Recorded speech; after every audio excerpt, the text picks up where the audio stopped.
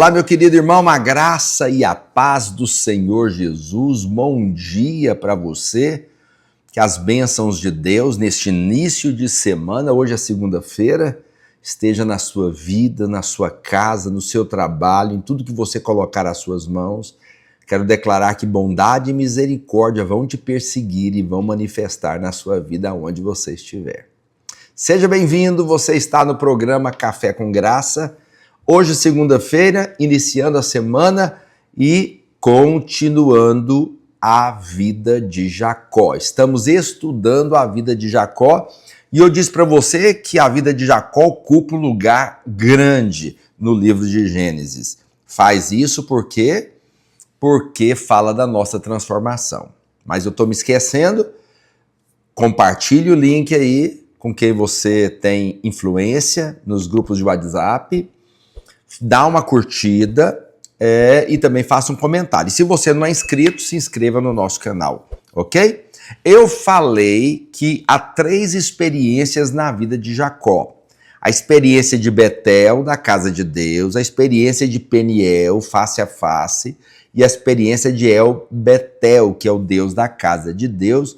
Eu encerrei sexta-feira falando sobre o que acontece em Peniel. Em Peniel nós somos confrontados, Deus pergunta o nosso nome, e nós temos que mostrar de fato a nossa realidade. Também é um lugar de lutar com Deus, onde nós lutamos com Deus. Terceiro, nós agarramos em Deus. Quarto, nós somos desconjuntados, né? A nossa força natural tem que acabar para que Deus possa manifestar o seu poder, e também somos transformados, ok?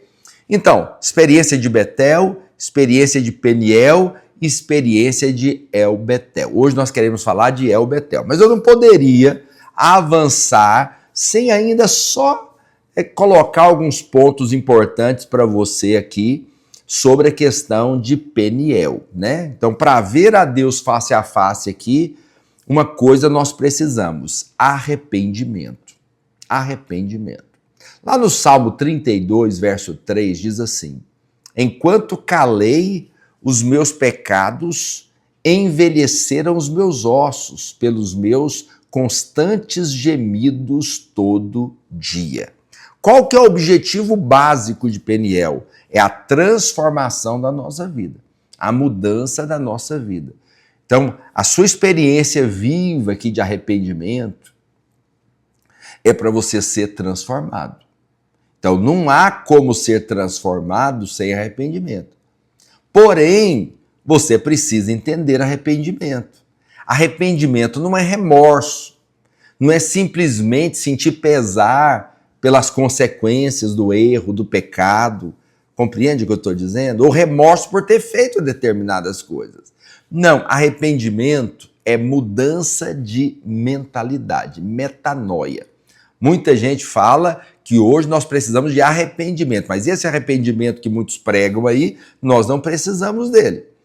E eu vou te explicar por quê. Quando você vê ali o pastor, né, que tinha 100 ovelhas, e ele perde uma ovelha se desgarra, ele deixa as 99 no aprisco e vai buscar a ovelha que se perdeu, ok? Então, a ovelha que se perdeu é a pessoa que está desgarrada e que precisa retornar. Então, o que é arrependimento? O que esta ovelha fez? No final das contas, ela não fez nada. Ela estava desgarrada, ela estava ali nos arbustos, ela estava longe do aprisco, talvez nem queria voltar, mas o pastor procurou até encontrá-la. Então foi a atitude do pastor. O pastor a encontrou, pegou essa ovelha, colocou nos ombros, atitude do pastor, trouxe ela de volta, atitude do pastor, colocou ela de volta no aprisco, atitude do pastor. Agora a pergunta é, isso aqui é arrependimento. O que a ovelha fez? Só tem uma coisa que a ovelha fez: se deixou ser levada. Se deixou ser levada. Quando Deus aparece para Jacó e confronta Jacó, o que se espera de Jacó? Apenas que assuma quem é. Não precisa fazer nada. É só assumir quem é. É só se ver debaixo da luz. Então, isso aqui é uma experiência genuína. Claro, tem que sentir dor pelo pecado? Tem. Por quê? Quando você chega diante de Deus, você se arrepende.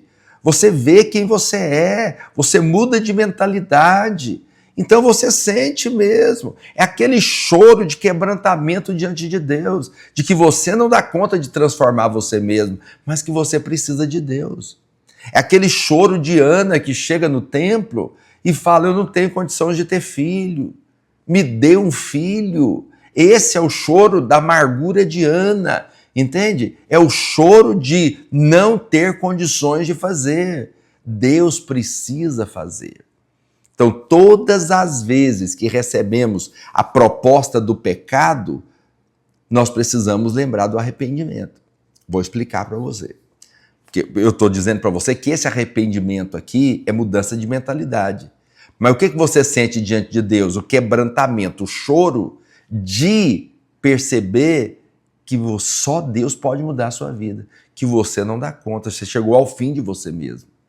Então, essa dor aqui de você ter errado, pecado, estar andando na posição errada, e agora você encontrou com Deus, se quebrantou diante de Deus e voltou.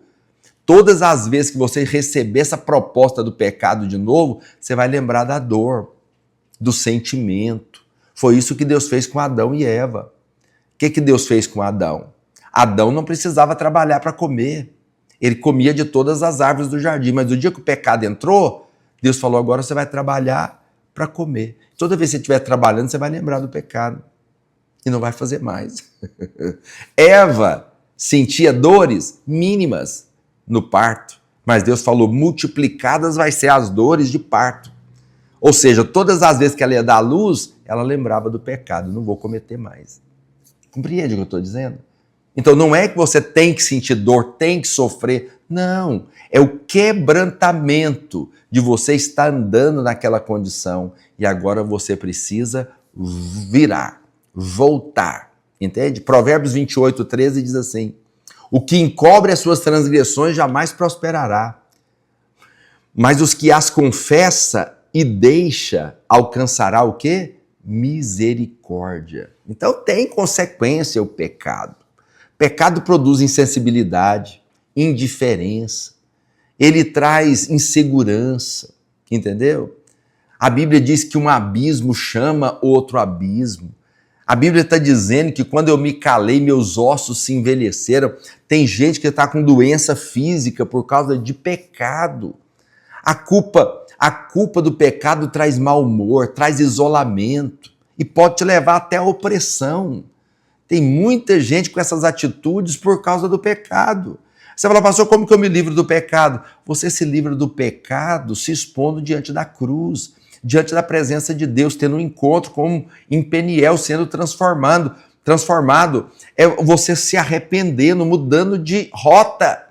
Você estava indo para o pecado, agora você está voltando do pecado.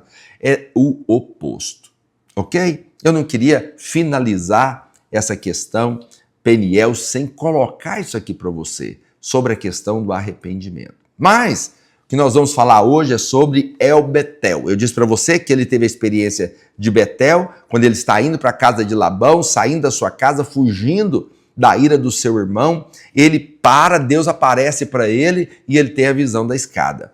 Quando ele está lá com Labão, foi um tempo de tratamento na vida dele, foi enganado pelo tio várias vezes, o salário foi mudado várias vezes, né? Os casamentos foram problemáticos, porque ele queria casar com uma e recebeu a outra, depois teve que trabalhar mais 7 anos para casar com Raquel. Aí ele tem 2 esposas que competem em si para ver quem tem mais filhos, para ter aceitação do marido.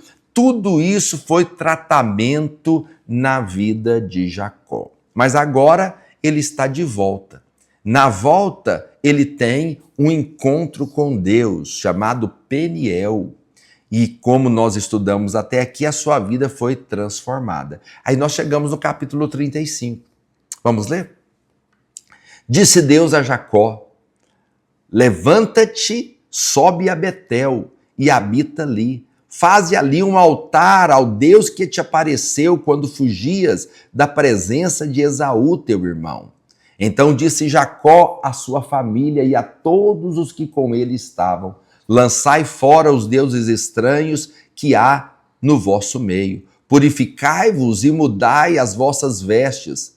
Levantemo-nos e subamos a Betel. Farei ali um altar ao Deus que me apareceu no dia da minha angústia e me acompanhou no caminho por onde andei. Então deram a Jacó todos os deuses estranhos que tinham em mãos e as argolas que lhes pendiam nas orelhas. E Jacó os escondeu debaixo do carvalho que está junto a Siquém. E tendo eles partido, o terror de Deus invadiu as cidades que lhes eram circunvizinhas e não perseguiram aos filhos de Jacó. Assim chegou Jacó à luz, chamada Betel, que estava na terra de Canaã, ele e todo o povo que com ele estava. E edificou ali um altar, e ao lugar chamou El Betel, porque ali Deus se revelou quando fugia da presença do seu irmão. Então, essa aqui é a terceira experiência e última experiência de Jacó. Então, nessa época aqui do capítulo 35, Jacó devia ter aí seus 100 anos de idade, entende? Então, mesmo passando aqui por várias coisas, nós não lemos aqui em nenhum lugar que ele tenha feito uma limpeza antes deste capítulo aqui. Compreende? Então ele sofreu muitas coisas. Ele foi tratado por Deus, mas ele não tinha feito nenhuma purificação antes. Então, a primeira vez que Deus aparece para ele foi em Betel, quando ele viu a escada, né? A terra ligada ao céu, o céu ligado à terra, os anjos subindo e descendo, entendeu? Mas aquele sonho não mudou Jacó completamente, não transformou Jacó completamente. Então, depois disso, ele teve a experiência de quê? A experiência radical de Peniel, quando o seu nome, né, o seu significado, o seu caráter, eles foram mudados, transformados por Deus. Mas agora, no capítulo 35, Jacó volta a Betel. Volta a Betel. Deus fala para ele, volta a Betel. Entende? E aí, 3 coisas aqui Deus ordena para ele. 3 coisas. Essas 3 coisas estão no verso 1. Vamos voltar lá, ler só o verso 1. Disse Deus a Jacó: levanta-te e sobe a Betel. Sobe a Betel. Isso aqui é uma ordem de Deus. Você vai subir a Betel. Subir a Betel é subir a casa de Deus. Subir a casa de Deus. Grave esse termo. Subir a casa de Deus. Isso aqui tem um significado. Eu disse para você que a experiência de Jacó é a nossa experiência. Então, a Bíblia começa com a criação de Deus e termina com a habitação de Deus. Ele começa com a criação em Gênesis, mas termina com a habitação em Apocalipse. A conclusão eterna de Deus é a habitação. A conclusão da Bíblia é a habitação eterna. Por quê? Porque hoje nós somos a habitação de Deus.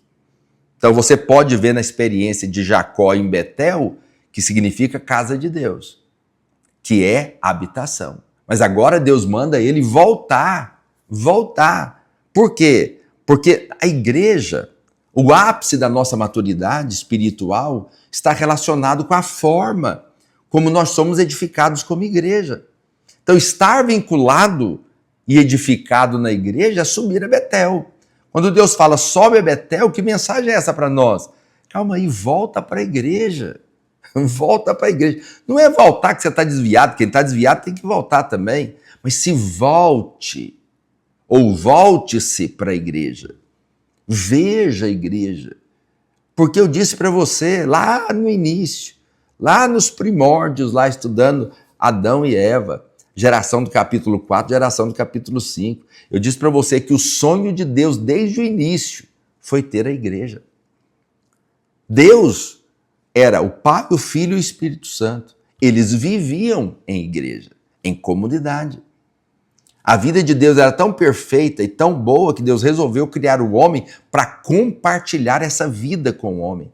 E compartilhou o homem para quê? Para crescer, multiplicar e ter um povo na terra que o expressasse. O que é isso? Igreja. Quando o homem cai, Caim mata Abel, Deus dá um novo filho, Sete, e começa uma descendência piedosa. Você tem duas descendências, Caim fora da presença de Deus e Abel na presença de Deus. O que é que Deus queria? Ter a igreja, ter um povo que o representasse. Em Noé é do mesmo jeito. A mesma palavra dada a Adão dá a Noé. O que Deus quer? Ter a igreja. Ter a igreja.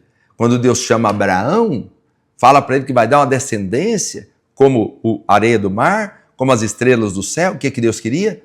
Ter a igreja. Ter a igreja.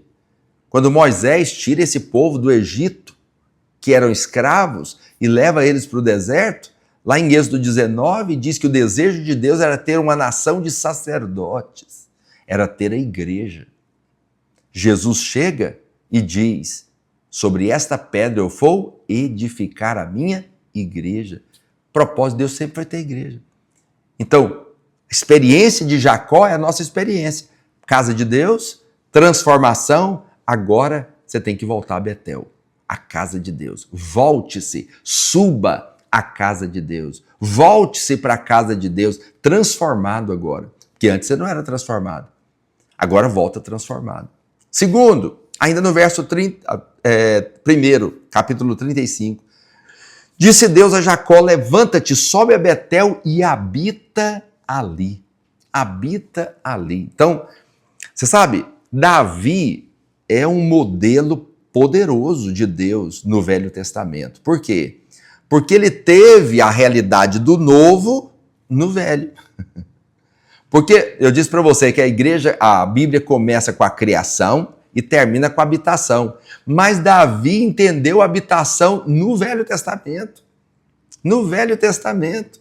No Salmo 27, 4 diz assim, uma coisa peço ao Senhor e a buscarei, que eu possa morar, habitar na casa do Senhor todos os dias da minha vida, para contemplar a beleza do Senhor e meditar no seu templo.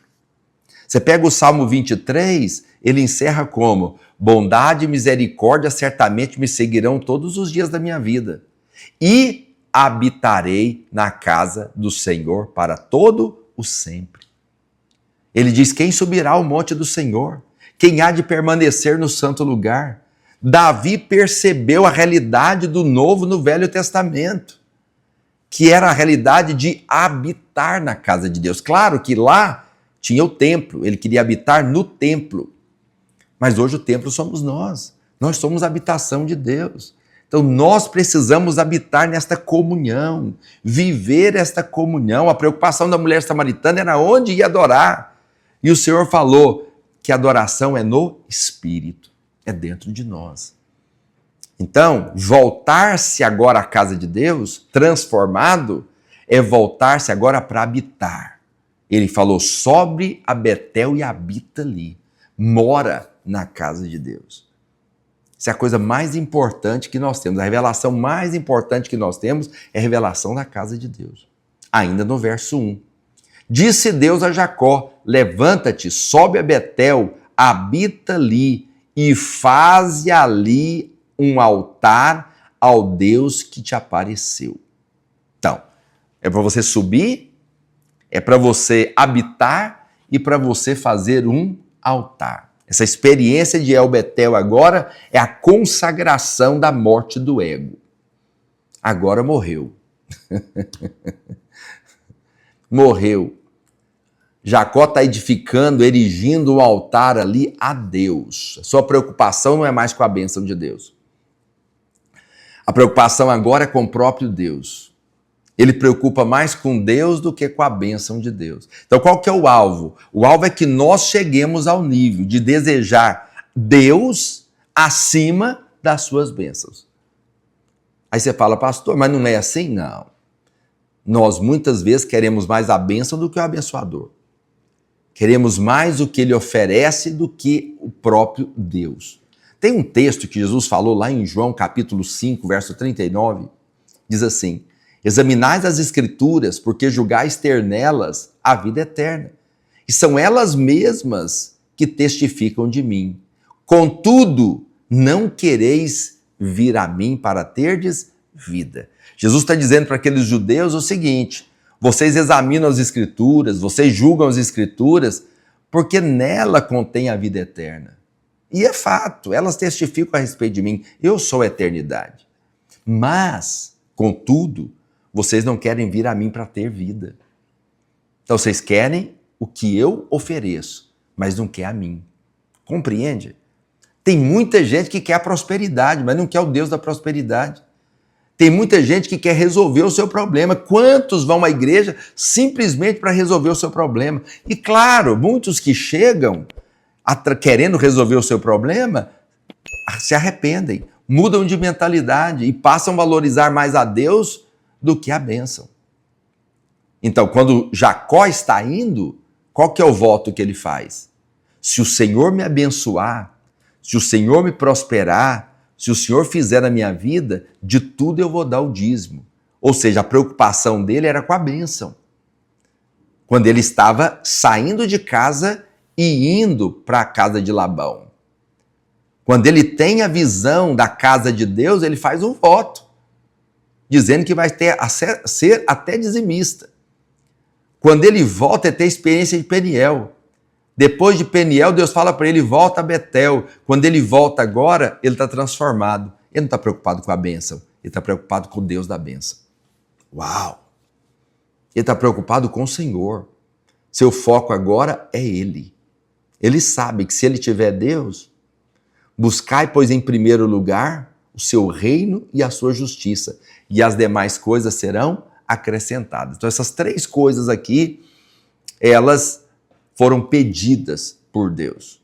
Pedidas por Deus. Deus pediu ele para fazer. Qual foi a resposta de Jacó? A ordem de Deus. Deus deu a ordem, qual que foi a resposta? Também ele responde em três coisas. Verso 2.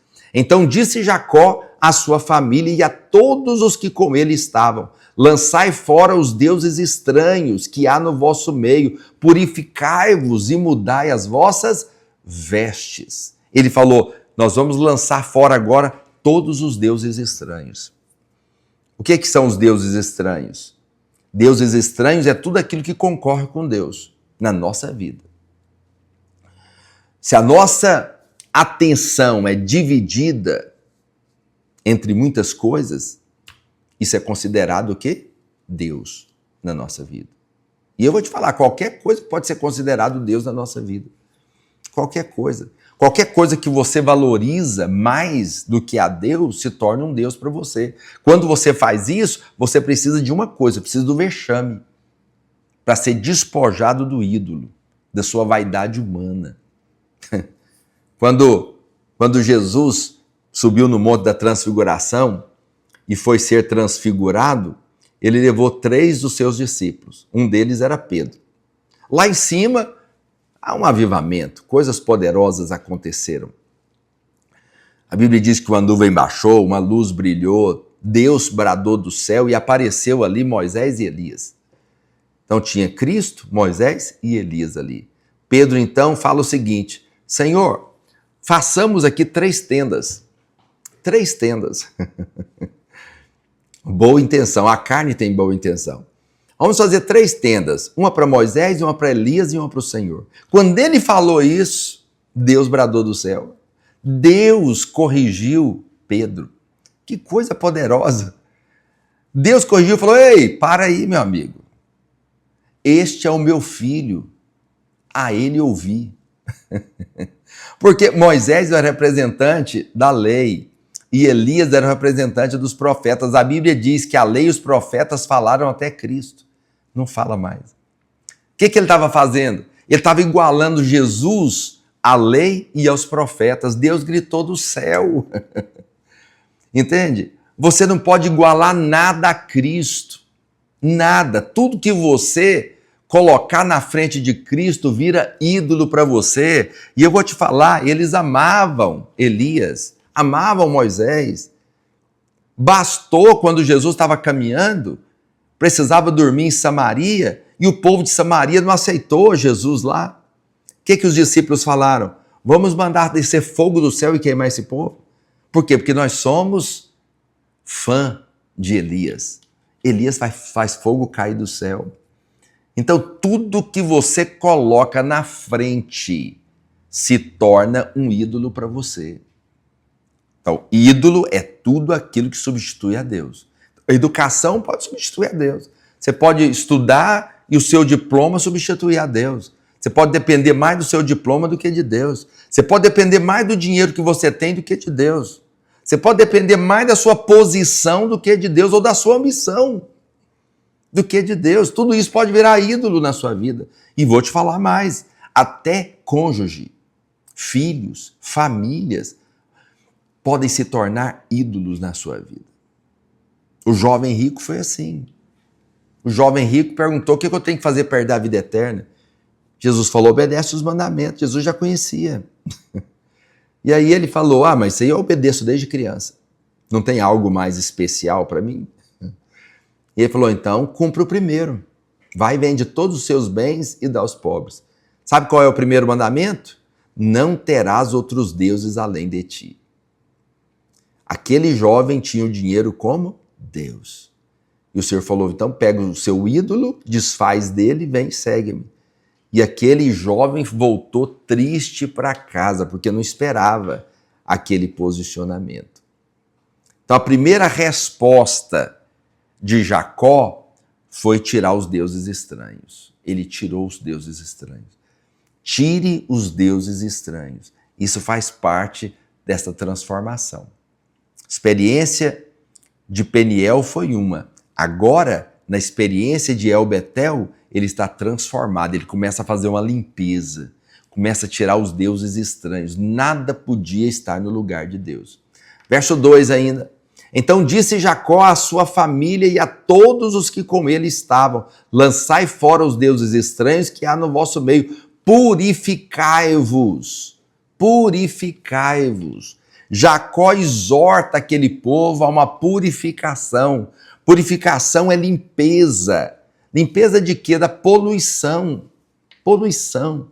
Lá em 2 Coríntios 7,1 diz assim: tendo, pois, ó amados, tais promessas, purifiquemo-nos de toda impureza, tanto da carne como do espírito, aperfeiçoando a nossa santidade no temor de Deus. Tem que purificar. Como que eu purifico? Eu purifico mudando a minha dieta. O que ele está tirando ali é tudo aquilo que era Deus na vida dele, fazendo uma purificação ali, tirando tudo aquilo que é misturado, tudo aquilo que é contra Deus. Ele está tirando tudo aquilo. Então, quando o povo estava no Egito, comia comida egípcia. Quem come comida egípcia é egípcio. Quem come comida mundana é mundano. Esse povo sai de lá e entra no deserto. No deserto, a comida deles acabaram. O que Deus fez? Mandou a comida para eles. Mas não uma comida da terra, uma comida do céu. A comida da terra, esse povo andava encurvado. Era pepino, cebolas e alhos. Não dá em árvore, dá no chão. Você tem que arrancar. Eles viviam encurvados no Egito. Mas Deus dá para eles uma comida celestial. Comida que cai do céu. O que acontece? A partir da mudança da dieta, eles são purificados. Porque você é o que você come. Você é o que você come. Se você come comida mundana, você é mundano. Se você come comida celestial, você é celestial. Para Deus mudar aquele povo, para Deus purificar aquele povo, teve que mudar a dieta deles. E é assim que Deus faz conosco. Mas aí o que ele está falando? Purificai-vos. Essa foi a segunda atitude, segunda resposta de Jacó. Terceira resposta ainda no verso 2. Então disse Jacó à sua família e a todos os que com ele estavam: lançai fora os deuses estranhos que há no vosso meio, purificai-vos e mudai as vossas vestes. O que é mudar as vestes? Mudar as vestes significa que nós vamos mudar a própria maneira de viver. As nossas atitudes vão mudar diante de Deus. A nossa maneira antiga vai viver. Quando nós nascemos de novo, a Bíblia diz que nós vamos viver em novidade de vida. Efésios capítulo 4, verso 22 diz assim: no sentido de que, quanto ao trato passado, vos despojeis do velho homem, que se corrompe segundo as concupiscências do engano, e vos renoveis do espírito do vosso entendimento, e vos revistais do novo homem, criado segundo Deus, em justiça e retidão procedentes da verdade. Então, despir-se do velho homem é abandonar a maneira antiga de viver. E vestir-se do novo homem é portar-se de maneira da igreja. É viver, portar-se da maneira como a igreja vive. É viver de maneira como a igreja vive. Por isso que ele teve a experiência de Betel, da casa de Deus. Experiência de Peniel, ele foi transformado. Agora Deus fala, volta para a igreja. Volta para Betel. Você vai viver agora de maneira diferente. Você vai ter que ser transformado, purificado. Para quê? Para viver de acordo com a igreja de Deus. Qual que é o resultado? Verso 5. E tendo eles partido, o terror de Deus invadiu as cidades, que lhes eram circunvizinhas, e não perseguiram aos filhos de Jacó. Então, o que vai acontecer quando nós damos essas respostas que Jacó deu a Deus? Deus dá 3 ordens para Jacó e Jacó responde com 3 coisas. Quando nós respondemos da maneira apropriada, então nós temos vitória sobre o diabo e vitória sobre a cruz, entende? E a vitória aqui está baseada nessas 3 coisas. Na mudança das vestes, na purificação, em arrancar os deuses estranhos, e as coisas começam a fluir, então, na nossa vida. Aleluia! Essa é a experiência de El Betel. Vamos orar? Vamos orar para nós finalizarmos amanhã e entrarmos na vida de José. Pai, em nome de Jesus, eu oro pela vida do meu irmão, abençoa a vida dele, declaro que será uma semana abençoada, repleta de bênção, novidades de vida, transformação na sua casa e no seu coração, em nome de Jesus. Deus te abençoe. Amanhã, 8 horas, aqui no programa Café com Graça.